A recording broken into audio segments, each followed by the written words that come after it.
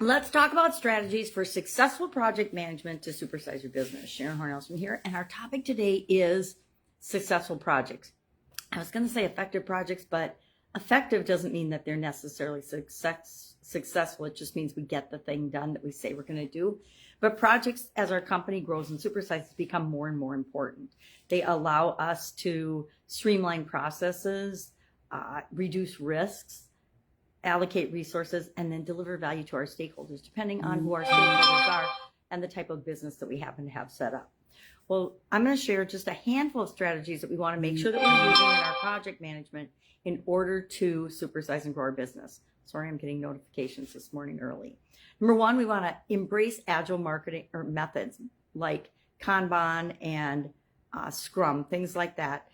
We want to have a responsive approach. We want to be flexible. We want to embrace change. Why? Because I've never been on a project or a project team where there wasn't the need to make multiple changes. It's kind of like having a business plan. You set it up, but it's usually wrong the next day because things change outside of us all the time. And we can't possibly consider all of the possibilities and all the things that could happen. We want to break our tasks, just like when we're setting a goal, down into small little pieces and sprints. We want to use software and tools and technologies, which is our next strategy. Leverage technology in order to improve collaboration and communication and to keep your projects on track. I don't know what we would do without some of the great software mapping, project management programs that are available nowadays. There are literally hundreds of them available to choose from depending on your industry. So pick the one that is the right fit for you. If you're online, most of us have experienced Trello, Asana, Jiva, and a handful of others. We also want to implement a robust risk management type of plan so that we not only are proactive with handling risks, but that we identify, we have measures and ways of identifying if something is going off schedule, if something is risking our project as a whole. We want to have and monitor risk indicators. We want to make sure that when we find a risk, we have ways of mitigating it. We want to do some contingency planning because we want to at least have an idea of some of the things that could happen and what we would do if they do.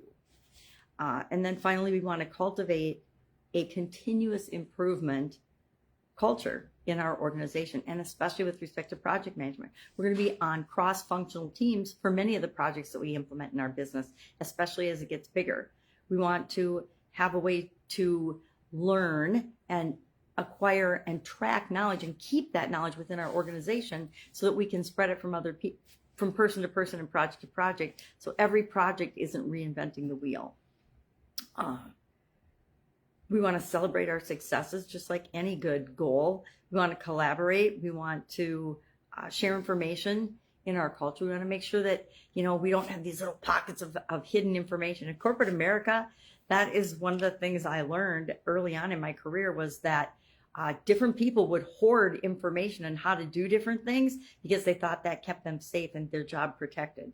And over time, we learned, and I learned, and we saw that nobody's safe in any organization, no matter how safe you think you are. Unless, of course, it's your company, and you're not even always safe then.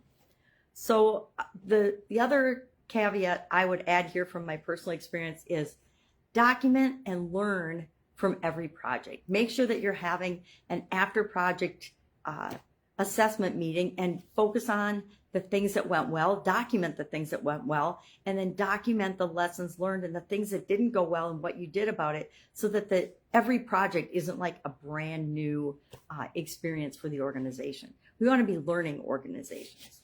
So love to know how projects go in your organization, how they've gone in your business or in your past. Share in the comments below some of the lessons that you've learned or some of the tips and tricks and strategies that you've picked up along the way that help your organization to be a great handler of projects. That's it. Have an awesome day. I will, of course, be with you tomorrow. Bye.